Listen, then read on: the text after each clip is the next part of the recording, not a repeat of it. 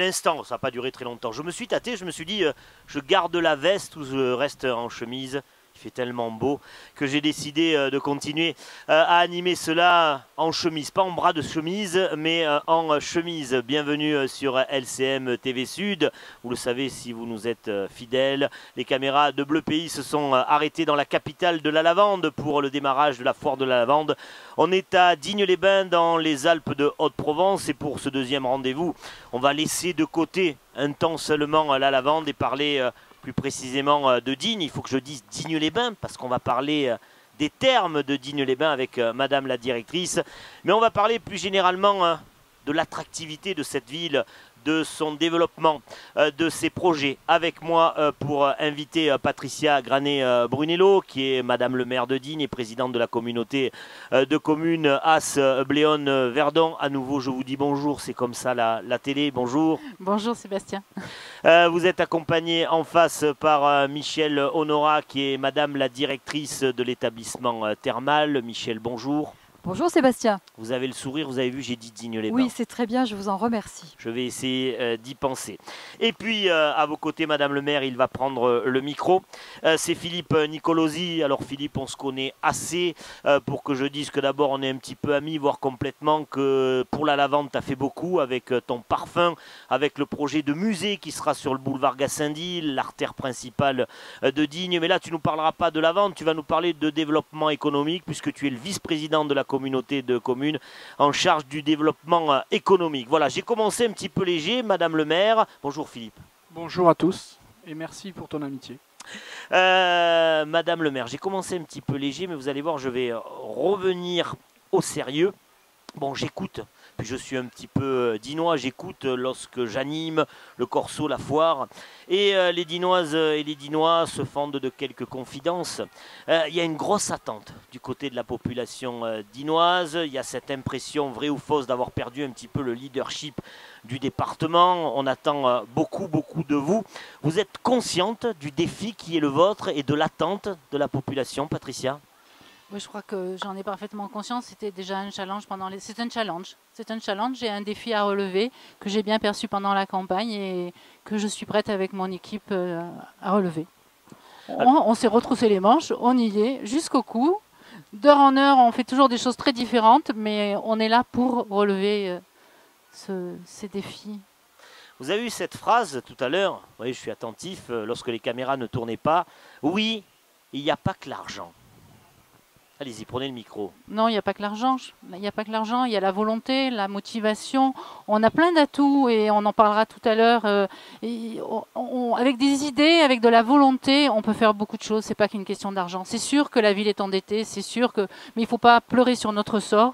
Il faut avec l'énergie qu'on a tous, mais quand je dis tous, c'est pas que la municipalité, c'est les Dignois, c'est les personnes du territoire, de la communauté de communes, et puis du département. Je veux dire, tout à l'heure, c'était intéressant pour moi d'avoir eu cet échange avec le maire de Manosque et de se dire on va se battre pour notre département, pour que l'entité département conseil général reste, pour notre SAMU. Voilà, c'est toute cette énergie de personnes qui ont envie de se battre pour leur territoire qui compte. Philippe Nicolosi, quel gros dossier dont vous avez la charge, est celui du développement économique à l'échelle communautaire, celle de la communauté de communes As-Bléone-Verdon. Comment est-ce que vous allez faire? Par quel bout il faut désormais prendre les choses? Alors, d'après moi, je pense que de toute façon, le développement économique, c'est l'affaire de tous. Il va falloir tous se serrer les coudes. Et la priorité, de toute façon, à la demande de Patricia, a été que le paquet soit mis sur les termes. Et on a une valeur sûre à développer, qui est en effet le thermalisme. Donc on a cette chance-là. Il va falloir beaucoup s'investir là-dedans.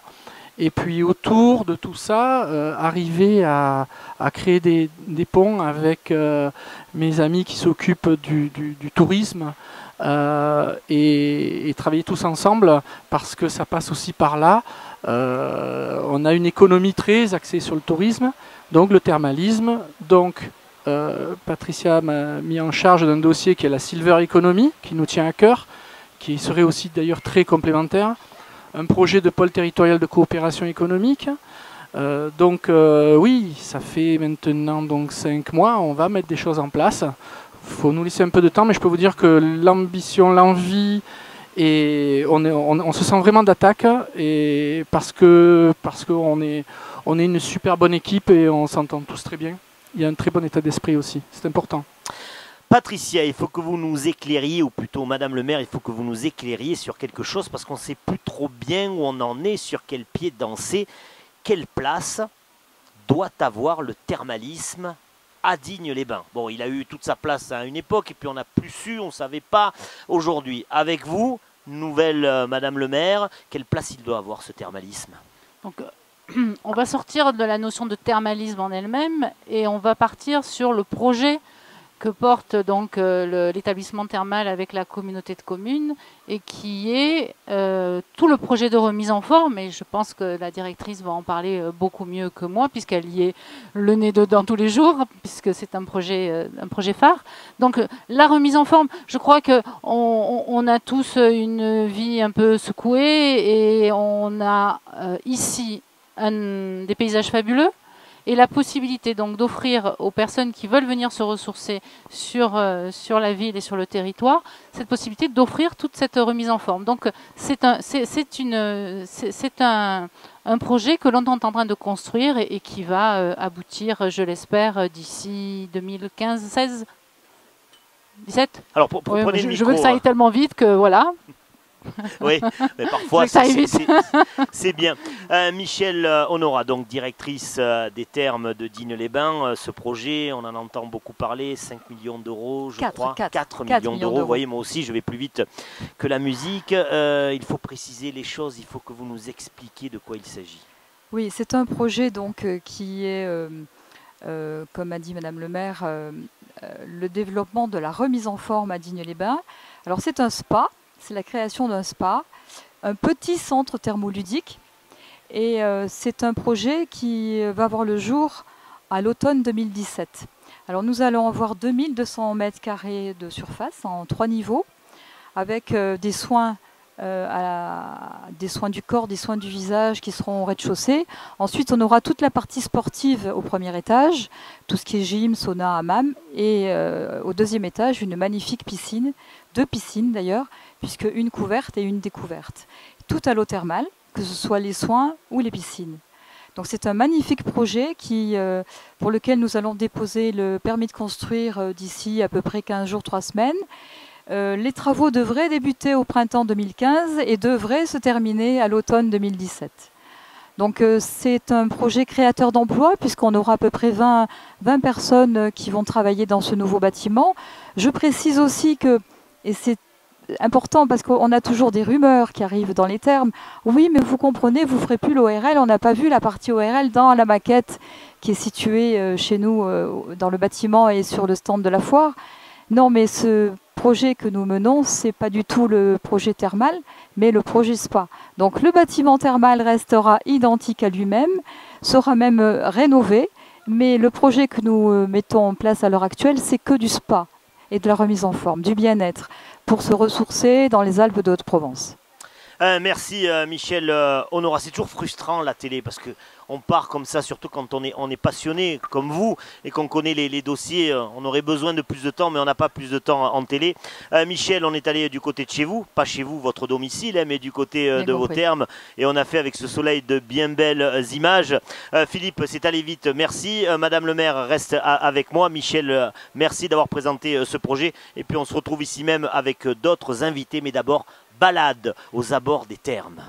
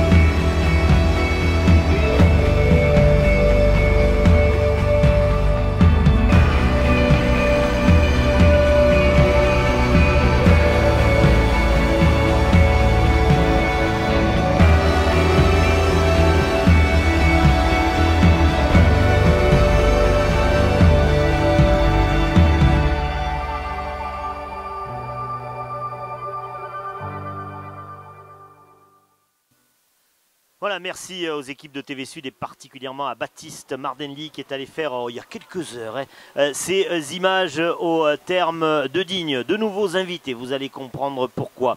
De nouveaux visages avec sur le côté Guy Martini qui est directeur de l'association de gestion de la réserve géologique de Haute-Provence. Guy, je ne fais pas d'erreur, c'est bien ça? C'est ça. Bonjour. Et merci de nous accorder du temps.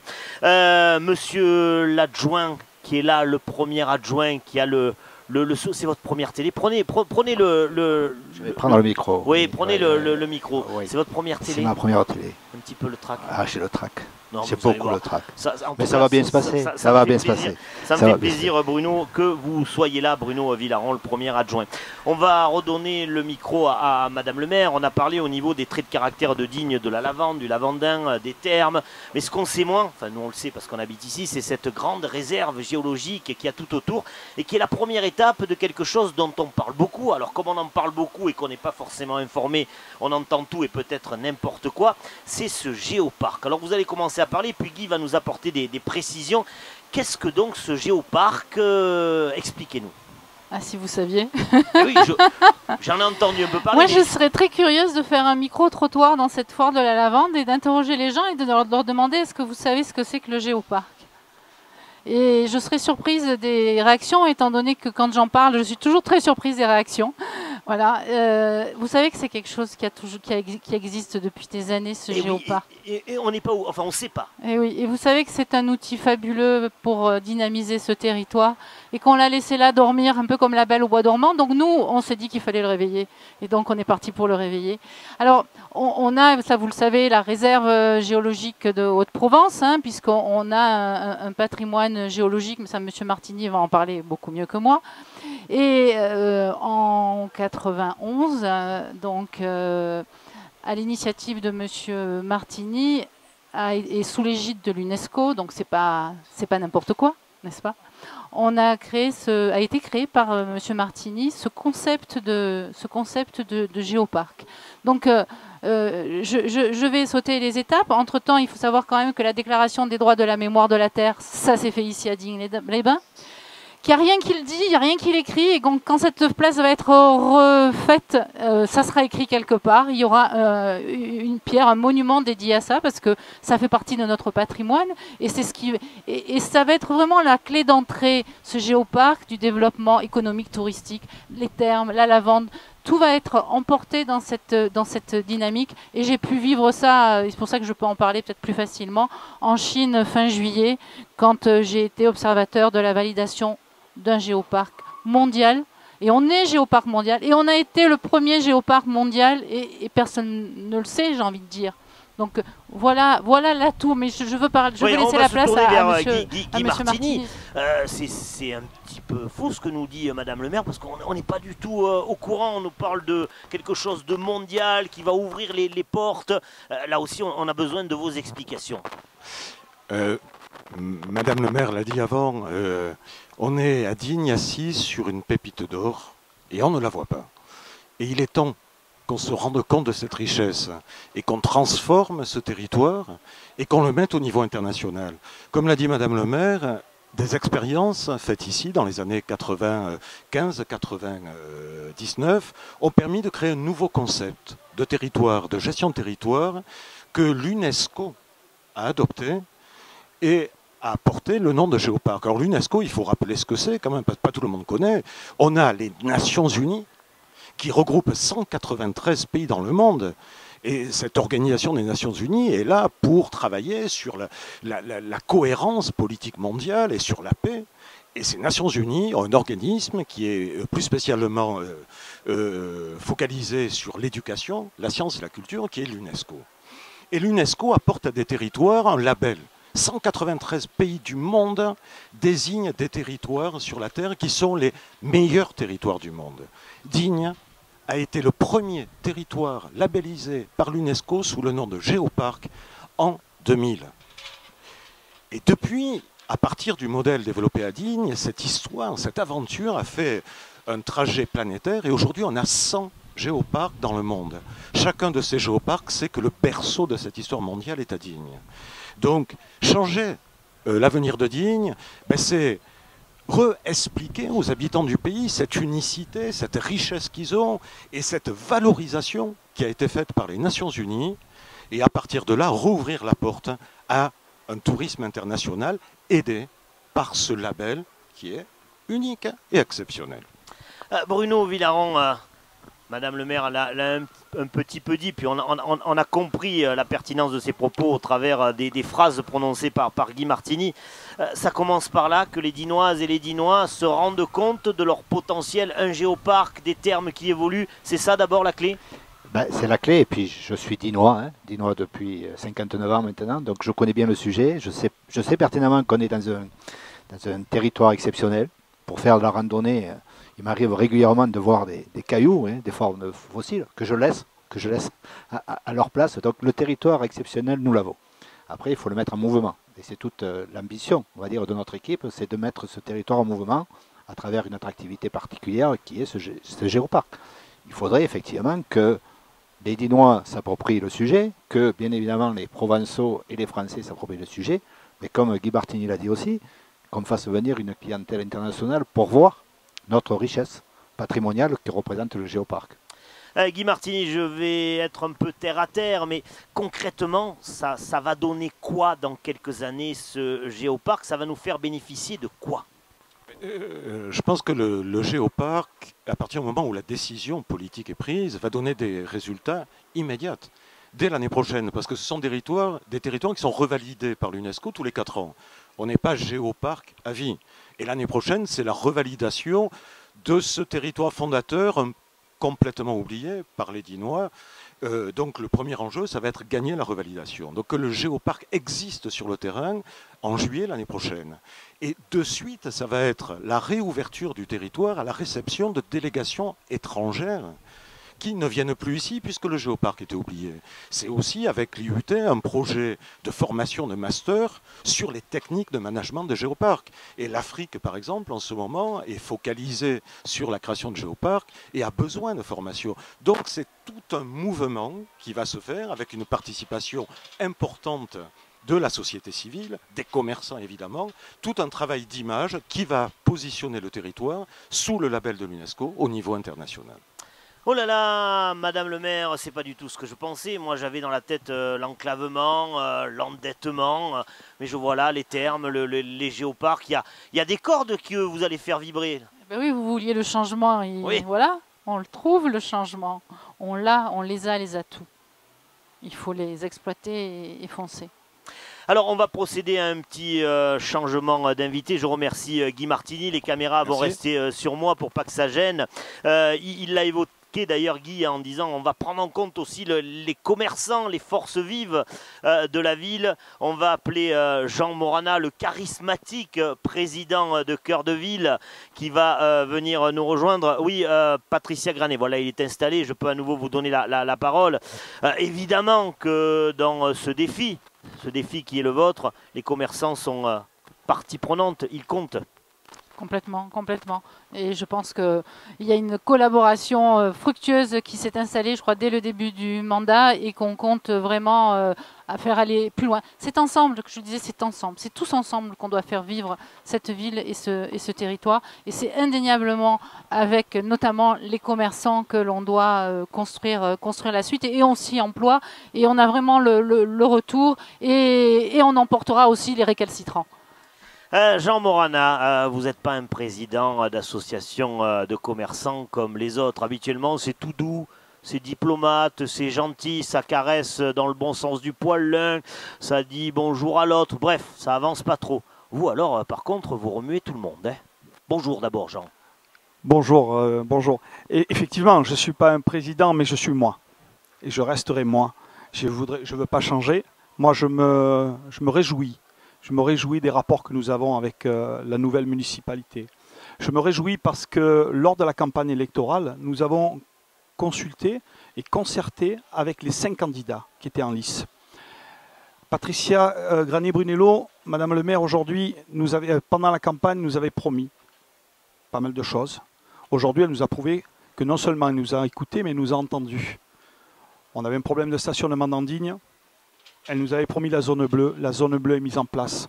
Elle est en train de se mettre en place gentiment. On n'a pas mis en place le 7 juillet la zone bleue et verbalisé le 8 juillet. On a mis en place la zone bleue le 7 juillet et aujourd'hui on est en train de mettre en place correctement le stationnement de façon à ce que les Dinoises et les Dinois apprécient la facilité d'accéder sur le boulevard Gassendi et sur les rues piétonnes du centre ancien, de façon à ce que tout le monde puisse accéder à nos commerces. Après, effectivement, je suis obligé à un moment donné de dire ce qu'il faut dire. Parce que de faire, comme vous dites, le dos rond, de caresser les gens dans le sens du poil, c'est pas dans mon tempérament. Moi, je suis quelqu'un qui va de l'avant. Je pense qu'un commerce doit rester ouvert. Un commerce, si on veut travailler, il faut que les portes soient ouvertes à tout moment. J'ai un établissement, j'ouvre à 6 h du matin, je ferme à 21 h le soir. 7 sur 7. Je ne demande pas à ce que mes confrères fassent de même. Mais à un moment donné, il faut, si on veut travailler, si on veut faire vivre notre ville et nos commerces, il faut rester ouvert et accueillir les clients. On va devoir, ça va vite, une émission de télé, on va devoir conclure. D'abord la parole à Bruno Villaron. Vous voyez, ça s'est bien passé. D'abord la télévision, les caméras ne mangent... Je vais sortir entier de cet exercice. Ne mange personne. Ce discours-là, monsieur le premier adjoint, ça doit vous réjouir? Ça nous réjouit parce que pour faire un passé professionnel en tant que commercial, je sais ce que c'est. Globalement, si on va vivre de son commerce, il faut effectivement avoir des clients. Pour avoir des clients, il faut être disponible quand les clients sont prêts à venir nous visiter. Donc la municipalité a fait des choses, elle continuera à en faire. En termes de stationnement, ça a été dit. En termes d'animation, il me semble qu'on a jalonné tout le long de l'été des animations importantes. Je dirais que maintenant, il faut que le partenariat s'imprègne le plus largement possible et qu'effectivement, on ait des commerces ouverts le plus souvent possible.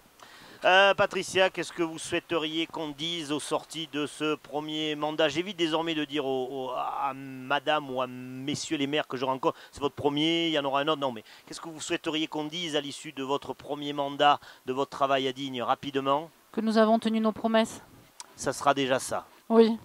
Merci en tout cas Bruno Villaron, merci Patricia Granet, merci Jean Morana et puis je remercie l'ensemble de ceux qui nous ont permis, David Marquello qui est là, je l'ai dit, Catherine Tapon qui a beaucoup cru à cette émission et puis encore un remerciement à l'équipe qui m'accompagne, l'équipe de Profil TV. Jérémy, Pierre, Jean, Patrice et Sylvie.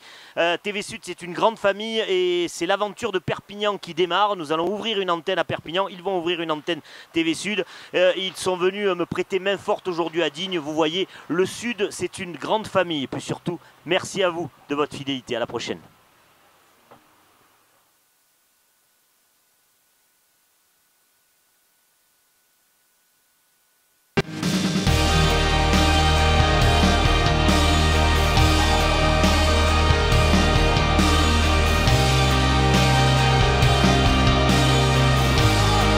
Pour revoir ce programme, lcm.fr.